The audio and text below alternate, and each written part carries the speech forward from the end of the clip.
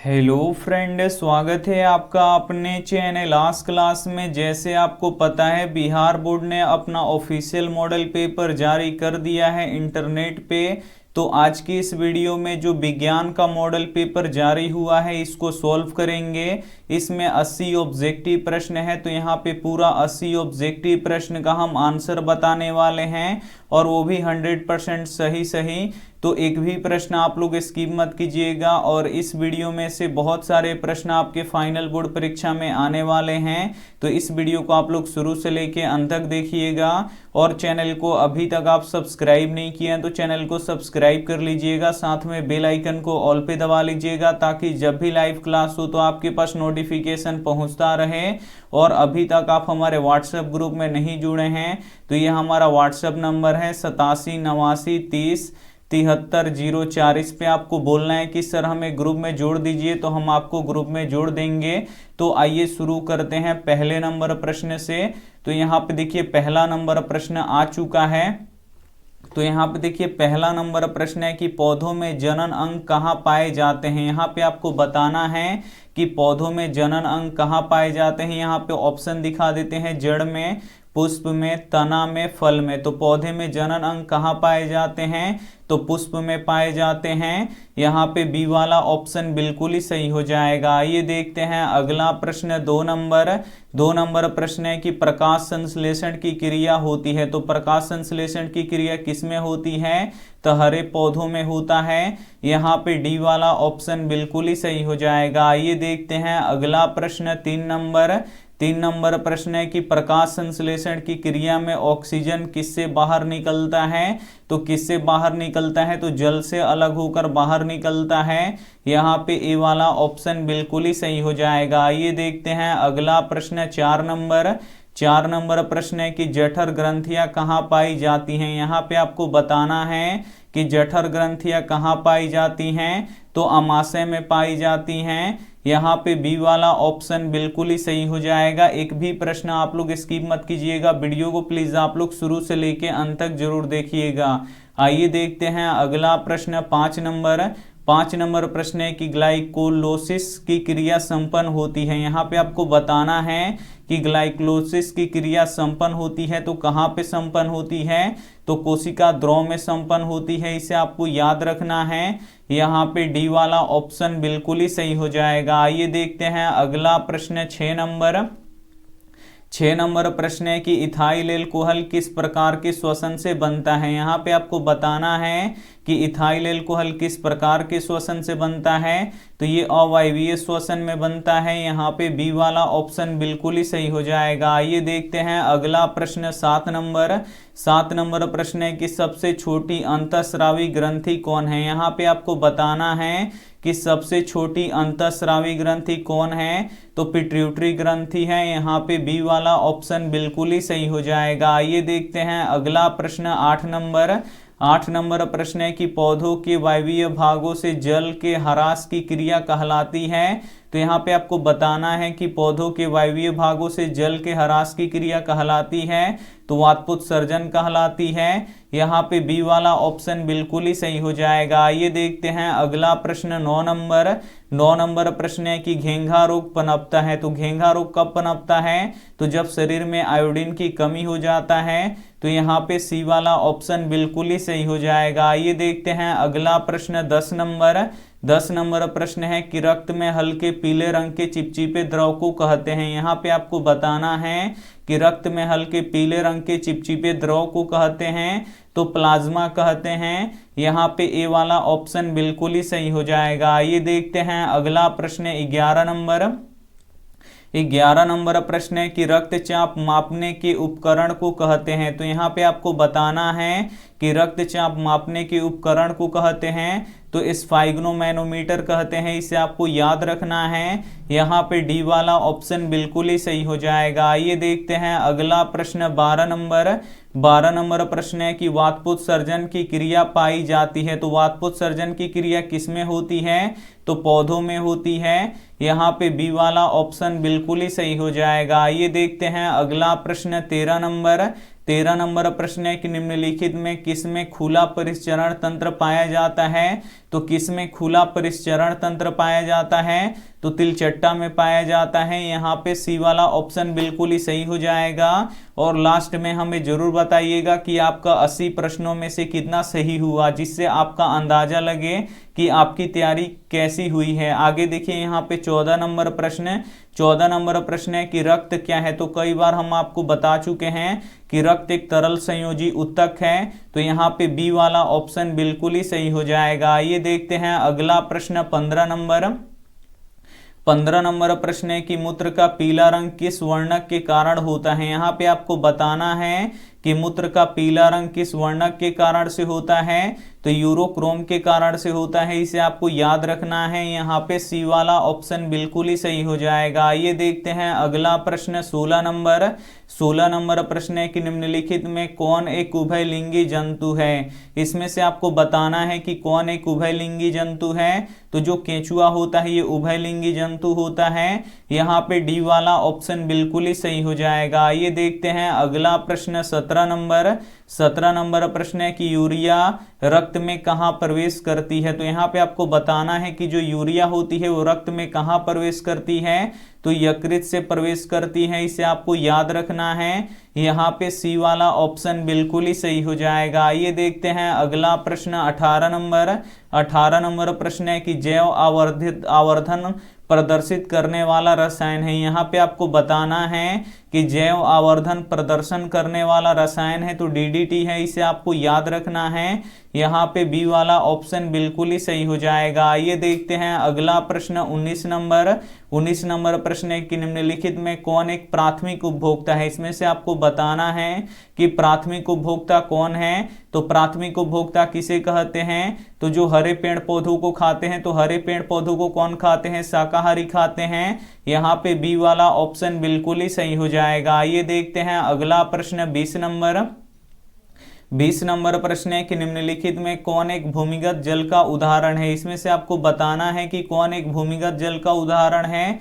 तो कुआं है। यहाँ पे ए वाला ऑप्शन बिल्कुल ही सही हो जाएगा। जितना भी हम आपको पढ़ाए हैं बिल्कुल उसी में से आया है। तो आपका यहाँ पे 80 में से पूरा 80 सही होना चाहिए। लास्ट में हमें जरूर बताइएगा। आइए देखते हैं अगला प्रश्न 21 नंबर प्रश्न है कि प्राकृतिक चुनाव द्वारा जीवों का विकास कहलाता है। तो ये डार्विनवाद कहलाता है। इसे आपको याद रखना है। यहाँ पे सी वाला ऑप्शन बिल्कुल ही सही हो जाएगा। ये देखते हैं अगला प्रश्न 22 नंबर प्रश्न है कि हरे पौधे कहलाते हैं। तो हरे पौधे क्या कहलाते हैं, तो उत्पादक कहलाते हैं। यहाँ पे सी वाला ऑप्शन बिल्कुल ही सही हो जाएगा। ये देखते हैं अगला प्रश्न 23 नंबर प्रश्न है कि अंडोत्सर्जन का कारण है। यहाँ पे आपको बताना है कि अंडोत्सर्जन का कारण है तो एस्ट्रोजन है। इसे आपको याद रखना है। यहाँ पे बी वाला ऑप्शन बिल्कुल ही सही हो जाएगा। ये देखते हैं अगला प्रश्न 24 नंबर प्रश्न है कि लैंगरहैंस की द्वीपिकाएं कहाँ पाई जाती हैं। काफी महत्वपूर्ण प्रश्न है और ये भी हम आपको पढ़ा चुके हैं।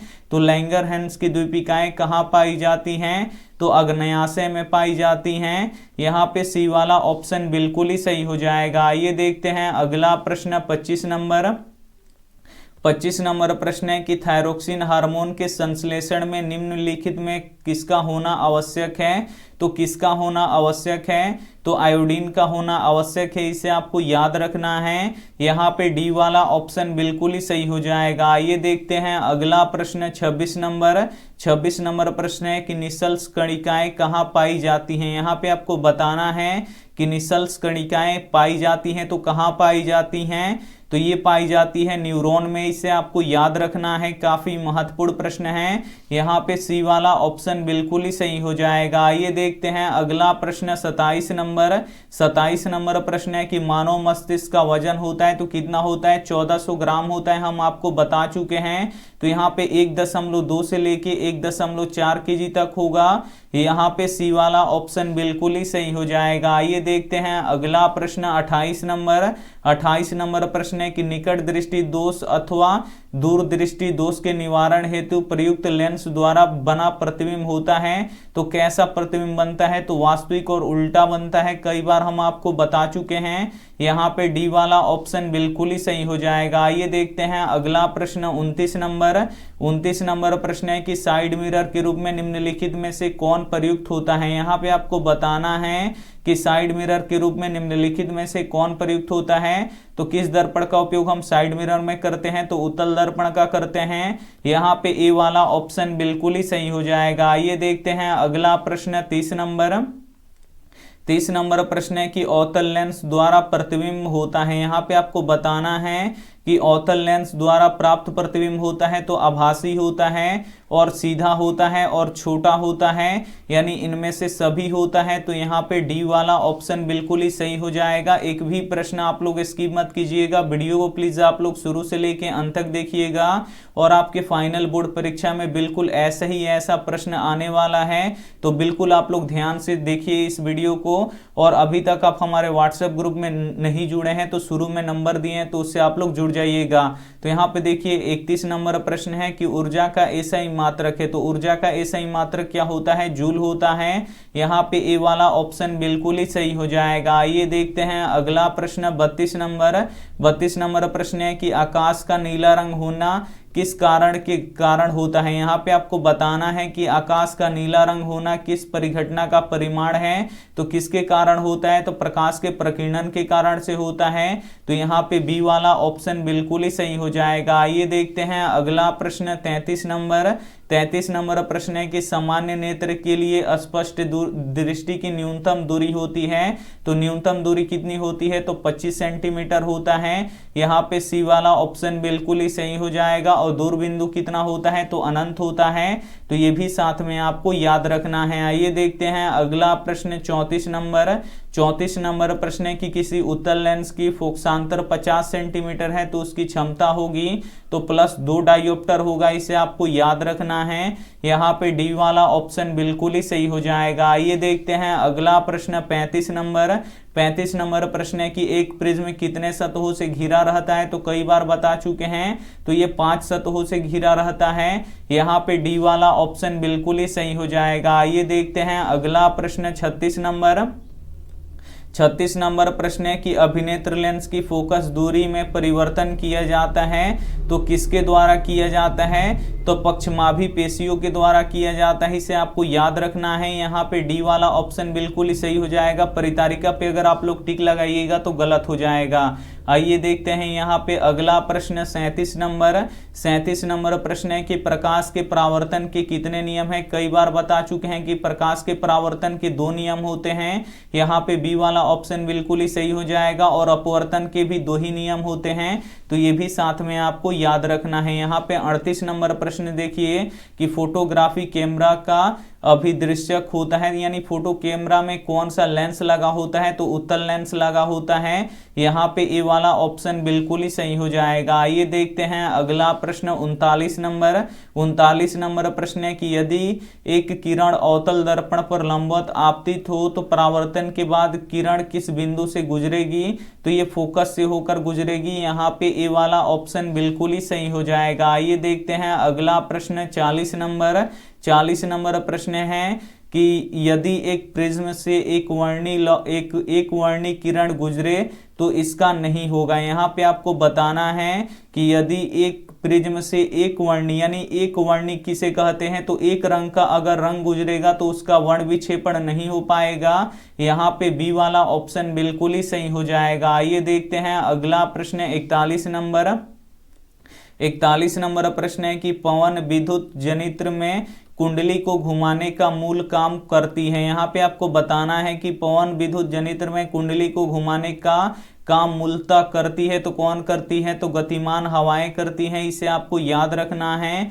यहाँ पे सी वाला ऑप्शन बिल्कुल ही सही हो जाएगा। आइए देखते हैं अगला प्रश्न 42 नंबर प्रश्न है कि कांच की अवतल लेंस की वायु में शक्ति होती है। तो जो अवतल लेंस होता है, तो अवतल लेंस की वायु में शक्ति कैसा होगा, तो ऋणात्मक होगा। यहाँ पे ए वाला ऑप्शन बिल्कुल ही सही हो जाएगा। आइए देखते हैं अगला प्रश्न 43 43 नंबर प्रश्न है कि निम्नांकित में कौन विद्युत का सुचालक है। इसमें से आपको बताना है कि कौन विद्युत का सुचालक है।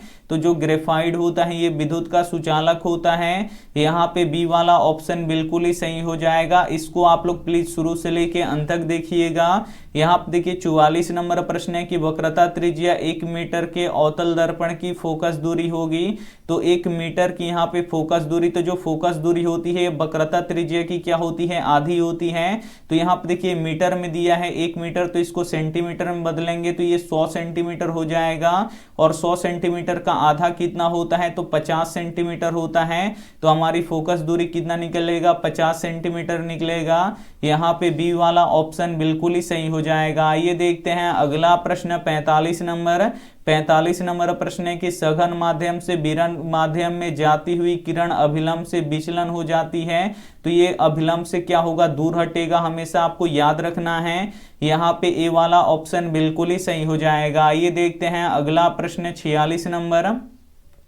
46 नंबर प्रश्न है कि विद्युत धारा उत्पन्न करने की युक्ति है। यहाँ पे आपको बताना है कि विद्युत धारा उत्पन्न करने की युक्ति है। तो कौन उत्पन्न करता है, तो जनित्र करता है। कई बार आपको पढ़ा चुके हैं। यहाँ पे ए वाला ऑप्शन बिल्कुल ही सही हो जाएगा। इसमें से 80% से लेके 85% ऐसा प्रश्न है जिसको हम पिछली कक्षाओं में पढ़ा चुके हैं। तो आप लोग लास्ट में हमें जरूर बताइएगा कि आपका 80 प्रश्नों में से कितना सही हुआ। यहाँ पे देखिए 47 नंबर प्रश्न है कि ऊर्जा का पारंपरिक स्रोत है। तो ऊर्जा का पारंपरिक स्रोत कौन सा होता है, कोयला होता है। यहाँ पे सी वाला ऑप्शन बिल्कुल ही सही हो जाएगा। आइए देखते हैं अगला प्रश्न 48 नंबर कि कांच की एक समानांतर पट्टिका पर श्वेत किरण तिरछी आपतित होती है। निम्नांकित में से कौन प्रथम अपवर्तन के साथ परिघटित होगा। तो कौन होगा, विक्षेपण होगा। यहाँ पे बी वाला ऑप्शन बिल्कुल ही सही हो जाएगा। आइए देखते हैं अगला प्रश्न 49 नंबर।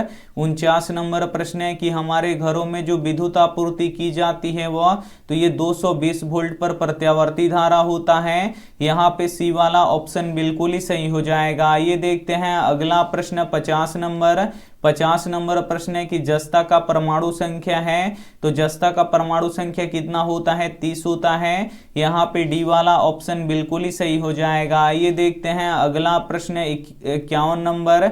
51 नंबर प्रश्न है कि धोबिया सोडा का रासायनिक सूत्र क्या है। तो धोबिया सोडा का रासायनिक सूत्र होता है Na2CO3 × 10H2O। तो यहाँ पे ए वाला ऑप्शन बिल्कुल ही सही हो जाएगा। आइए देखते हैं अगला प्रश्न 52 नंबर। 52 नंबर प्रश्न है कि निम्नांकित में कौन प्रबल क्षारक है। इसमें से आपको बताना है कि कौन प्रबल क्षारक है। तो NaOH है, इसे आपको याद रखना है। यहाँ पे सी वाला ऑप्शन बिल्कुल ही सही हो जाएगा। आइए देखते हैं अगला प्रश्न 53 नंबर। 53 नंबर प्रश्न है कि हेमेटाइट निम्नांकित में से किस धातु का अयस्क है। तो जो हेमेटाइट होता है ये किस धातु का अयस्क होता है। तो ये लोहा यानी Fe का होता है। कई बार हम आपको बता चुके हैं। यहाँ पे बी वाला ऑप्शन बिल्कुल ही सही हो जाएगा। 54 नंबर भी प्रश्न देखिए कि सल्फाइड अयस्कों का सांद्रण निम्नांकित में से किस विधि के द्वारा होता है। तो सल्फाइड अयस्कों का सांद्रण किसके द्वारा होता है, तो फेन उत्प्लावन विधि के द्वारा होता है। यहाँ पे डी वाला ऑप्शन बिल्कुल ही सही हो जाएगा। आइए देखते हैं अगला प्रश्न 55 नंबर। 55 नंबर प्रश्न है कि अभिक्रिया 2Zn+O2 ये अभिक्रिया करके 2ZnO किस प्रकार की अभिक्रिया है ये आपको बताना है। तो देख सकते हैं इसमें ऑक्सीजन जुट रहा है। तो जब भी किसी अभिक्रिया में ऑक्सीजन जुटता है उसे उपचयन कहते हैं। तो यहाँ पे ए वाला ऑप्शन बिल्कुल ही सही हो जाएगा। आइए देखते हैं अगला प्रश्न 56 नंबर। 56 नंबर प्रश्न है कि ग्लूकोज का आणविक सूत्र है। तो कई बार बताए हैं C6H12O6। तो यहाँ पे बी वाला ऑप्शन बिल्कुल ही सही हो जाएगा। आइए देखते हैं अगला प्रश्न 57 नंबर। 57 नंबर प्रश्न है कि अम्ल का जलीय विलयन विद्युत का संचालन करता है क्योंकि अम्ल जल में क्या करता है, तो ये आयनित होता है। क्या होता है, तो ये आयनित होता है। यहाँ पे सी वाला ऑप्शन बिल्कुल ही सही हो जाएगा। आइए देखते हैं अगला प्रश्न 58 नंबर। 58 नंबर प्रश्न है कि लिथियम के बाह्यतम शेल में कितने इलेक्ट्रॉन विद्यमान है। तो यहाँ पे आपको बताना है कि लिथियम के बाह्यतम शेल में कितने इलेक्ट्रॉन विद्यमान है। तो लिथियम का परमाणु संख्या 3 होता है। तो पहली कक्षा में 2 और अंतिम कक्षा में कितना इलेक्ट्रॉन होगा, 1 होगा। तो यहाँ पे ए वाला ऑप्शन बिल्कुल ही सही हो जाएगा। जाएगा। आइए देखते हैं अगला प्रश्न 59 नंबर प्रश्न है कि आवर्त सारणी के शून्य समूह का तत्व है तो कौन है? हीलियम है, इसे आपको याद रखना है। यहाँ पे सी वाला ऑप्शन बिल्कुल ही सही हो जाएगा। आइए देखते हैं अगला प्रश्न 60 नंबर प्रश्न है कि निम्नांकित में सर्वाधिक विद्युत ऋणात्मक तत्व कौन है? तो फ्लोरीन है, कई बार हम आपको बता चुके हैं। यहाँ पे ए वाला ऑप्शन बिल्कुल ही सही हो जाएगा। आइए देखते हैं अगला प्रश्न 61 नंबर प्रश्न है कि जल के वैद्युत अपघटन में कैथोड पर कौन सी गैस मुक्त होती है? तो हाइड्रोजन गैस मुक्त होती है। यहाँ पे सी वाला ऑप्शन बिल्कुल ही सही हो जाएगा। और एनोड पे कौन सी गैस मुक्त होती है? तो ऑक्सीजन होती है। तो ये भी साथ में आपको याद रखना है। आइए देखते हैं अगला प्रश्न 62 नंबर प्रश्न है कि हमारे शरीर का पीएच मान क्या है? हमारे शरीर का पीएच मान कितना होता है? तो 7 से 7.8 के बीच में होता है। तो यहाँ पे सी वाला ऑप्शन बिल्कुल ही सही हो जाएगा। आइए देखते हैं अगला प्रश्न 63 नंबर प्रश्न है कि निम्नांकित यौगिक में कौन अम्ल है? तो इसमें से कौन अम्ल है? तो जो H2SO4 होता है ये अम्ल होता है। तो यहाँ पे डी वाला ऑप्शन बिल्कुल ही सही हो जाएगा। आइए देखते हैं अगला प्रश्न 64 नंबर प्रश्न है कि निम्नांकित में कौन संश्लेषित सूचक है? तो इसमें से संश्लेषित सूचक कौन होता है? तो मेथिल ऑरेंज होता है, इसे आपको याद रखना है। यहाँ पे सी वाला ऑप्शन बिल्कुल ही सही हो जाएगा। आइए देखते हैं अगला प्रश्न 65 नंबर प्रश्न है कि कार्बन डाइऑक्साइड जल से अभिक्रिया करके बनाता है। तो जो कार्बन डाइऑक्साइड होता है ये जल से अभिक्रिया करके क्या बनाता है? तो कार्बोनिक अम्ल बनाता है, इसे आपको याद रखना है। यहाँ पे सी वाला ऑप्शन बिल्कुल ही सही हो जाएगा। आइए देखते हैं अगला प्रश्न 66 नंबर प्रश्न है कि कॉपर पाइराइट का रासायनिक संगठन है। यहाँ पे आपको बताना है कि कॉपर पाइराइट का रासायनिक संगठन है तो CuFeS2 है, इसे आपको याद रखना है। यहाँ पे बी वाला ऑप्शन बिल्कुल ही सही हो जाएगा। आइए देखते हैं अगला प्रश्न 67 नंबर प्रश्न है कि प्राकृतिक में मुक्त अवस्था में पाई जाने वाली धातु है तो कौन सी धातु मुक्त अवस्था में पाई जाती है? तो सोना यानी गोल्ड पाई जाती है। यहाँ पे बी वाला ऑप्शन बिल्कुल ही सही हो जाएगा। आइए देखते हैं अगला प्रश्न 68 नंबर प्रश्न है कि निम्नांकित में कौन सी धातु सबसे अभिक्रियाशील है? इसमें से आपको बताना है कि कौन सी धातु सबसे अभिक्रियाशील है। तो इसमें से कॉपर है, यहाँ पे डी वाला ऑप्शन बिल्कुल ही सही हो जाएगा। और कौन सा धातु सबसे अधिक अभिक्रियाशील होता है? तो सोडियम होता है Na। तो ये भी साथ में आपको याद रखना है। यहाँ पे 69 नंबर प्रश्न देखिए।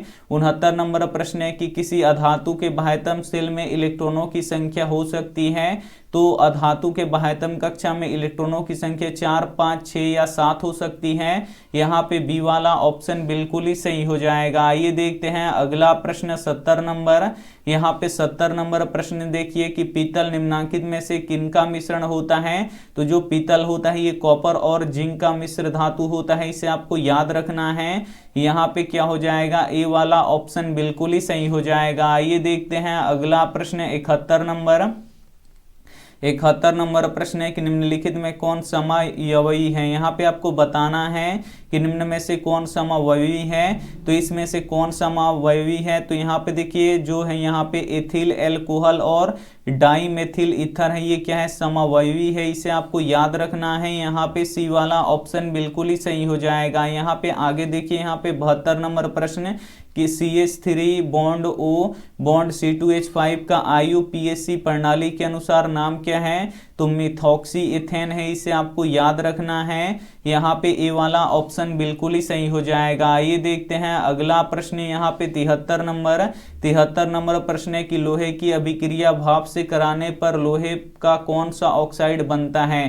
तो यहाँ पे जब हम लोहे की अभिक्रिया भाप से कराएंगे तो कौन सा ऑक्साइड बनेगा? तो Fe3O4 बनेगा, इसे आपको याद रखना है। यहाँ पे ए वाला ऑप्शन बिल्कुल ही सही हो जाएगा। आइए देखते हैं अगला प्रश्न 74 नंबर प्रश्न है कि एक तत्व की परमाणु संख्या 16 है तो आवर्त सारणी में इस तत्व का वर्ग संख्या क्या होगा? तो इसका वर्ग संख्या क्या होगा? तो किसका परमाणु संख्या 16 होता है? तो सल्फर का होता है। और यहाँ पे देखिए सल्फर का वर्ग संख्या कितना होता है? तो ये 16 वर्ग में है, इसे आपको याद रखना है। यहाँ पे सी वाला ऑप्शन बिल्कुल ही सही हो जाएगा। आइए देखते हैं अगला प्रश्न 75 75 नंबर प्रश्न है कि निम्नलिखित में कौन सी धातु तनु सल्फ्यूरिक अम्ल के साथ अभिक्रिया नहीं करती है। इसमें से आपको बताना है कि कौन सा धातु है जो तनु सल्फ्यूरिक अम्ल के साथ अभिक्रिया नहीं करती है। तो कॉपर नहीं करती है, तो यहाँ पे सी वाला ऑप्शन बिल्कुल ही सही हो जाएगा। आइए देखते हैं अगला प्रश्न 76 नंबर। 76 नंबर प्रश्न है कि एक मिश्र धातु में 90% यहाँ पे कॉपर और 10% टीन है, तो इस मिश्र धातु का नाम है तो ब्रोंज है। इसे आपको याद रखना है। यहाँ पे बी वाला ऑप्शन बिल्कुल ही सही हो जाएगा। आइए देखते हैं अगला प्रश्न 77 नंबर। 77 नंबर प्रश्न है कि जिंक सोडियम हाइड्रोक्साइड के साथ प्रतिक्रिया करके बनाता है, तो क्या बनाता है। तो यहाँ पे देखिए हाइड्रोजन गैस बनाता है, इसे आपको याद रखना है। यहाँ पे ए वाला ऑप्शन बिल्कुल ही सही हो जाएगा। आइए देखते हैं अगला प्रश्न 78 नंबर। 78 नंबर प्रश्न है कि निम्नलिखित में कौन सी धातु वायु के उच्च ताप पर गर्म किए जाने पर भी ऑक्सीजन से संयोग नहीं करता है। तो एजी नहीं करता है, इसे आपको याद रखना है। और गोल्ड नहीं करता है, तो यहाँ पे सी वाला ऑप्शन बिल्कुल ही सही हो जाएगा। आइए देखते हैं अगला प्रश्न 79 नंबर। 79 नंबर यहाँ पे प्रश्न देखिए कि अयस्क में उपस्थित अपद्रव्य कहलाते हैं। तो अयस्क में उपस्थित अपद्रव्य को क्या कहते हैं, तो गैंग कहते हैं। यहाँ पे सी वाला ऑप्शन बिल्कुल ही सही हो जाएगा। आइए देखते हैं अंतिम प्रश्न 80 नंबर। 80 नंबर प्रश्न है कि निम्नलिखित में किस गुण के कारण धातुओं का तार बनाए जाते हैं। तो किस गुण के कारण धातुओं को तार में बनाया जाता है, तो तन्यता के कारण इसे खींचकर पतले लंबे तार बनाए जाते हैं। तो यहाँ पे सी वाला ऑप्शन बिल्कुल ही सही हो जाएगा। अब यहाँ से देखिए सब्जेक्टिव क्वेश्चन चालू हो गया है, तो हम सब्जेक्टिव क्वेश्चन भी आपको पढ़ाएंगे बिल्कुल अच्छी तरीके से, तो आपको टेंशन लेने की बात नहीं है। सबसे पहले आपको चैनल को सब्सक्राइब कर लेना है, और सब्सक्राइब करने के बाद एक बेल आइकन आता है, तो बेल आइकन को दबा के ऑल पे कर लेना है, ताकि जब भी लाइव क्लास हो तो आपके पास नोटिफिकेशन पहुँचता रहे। और हमारे व्हाट्सएप ग्रुप में जुड़ जाना है 87 89 30 73 04, यहाँ पे 04, यहाँ पे आपको बोलना है कि सर हमें ग्रुप में जोड़ दीजिए, तो हम आपको ग्रुप में जोड़ देंगे। अगर आप लोग ग्रुप में जुड़ जाइएगा तो जब क्लास होता है तो उस क्लास का लिंक आपको मिलता है, ऑनलाइन टेस्ट सीरीज मिलता है, तो बिल्कुल सब फ्री में मिलता है, आपको पीडीएफ भी बिल्कुल फ्री में मिलता है। तो आप लोग ग्रुप में जरूर जुड़िए। Thank you for watching. मिलते हैं अगले वीडियो में, तब तक अपना ध्यान रखिए, मन लगा के पढ़ाई कीजिए। Take care and bye.